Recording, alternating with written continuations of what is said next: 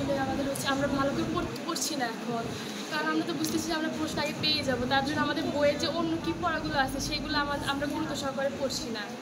আমরা শুধু অনলাইনে যে প্রশ্নটা পাওয়া যাচ্ছে এইটার উপরেই গুরুত্ব দিচ্ছি এবং শুধু এইগুলোই পড়ে আসছি। তার জন্য আমাদের বাড়তি যে অন্য পড়াগুলো পড়তে হবে সেগুলো থেকে আমরা আগ্রহ হারাচ্ছি।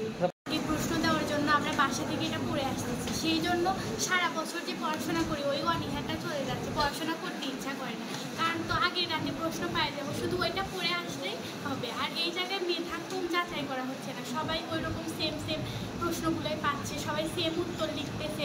তো কারটা ভালো কারটা মন্দ এটা বোঝা যাচ্ছে। স্যার এই কারিকুলামের ভালো দিক হলো যে আমাদের মুখস্থ বিদ্যাটা বাতিল হয়। এই মূল্যায়নের মাধ্যমে যে মানে সাংস্কৃতিক বিষয় আছে, এক্সট্রা কারিকুলাম যেগুলো আছে সেগুলো সব কিছু শিখতে পারতেছি আর কি।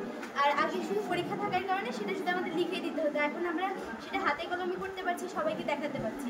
আর নেগেটিভ হচ্ছে আমরা আগে যে পরীক্ষাটা দিতাম সেখানে আমরা আগে সব কিছু পড়ে আসতাম, কিন্তু এখন এটা অনলাইনে ছেড়ে দিচ্ছে এই প্রশ্নটা আগে।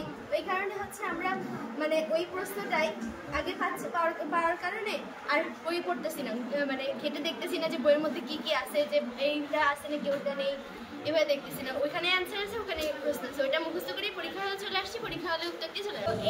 এখানকার পড়াশোনার বিষয়গুলো আমাদের সম্পূর্ণ বাস্তবের সঙ্গে মিলিয়ে করা হয়। কারিকুলামে আমরা সম্পূর্ণ বাস্তব ধারণা পাই। এর মাধ্যমে আমরা একে অপরের প্রতি সহানুভূতিশীল হয়ে উঠছি, সবার সাথে মিলেমিশে থাকার দক্ষতা তৈরি হচ্ছে এবং একত্রে কাজ করার দক্ষতা তৈরি হচ্ছে।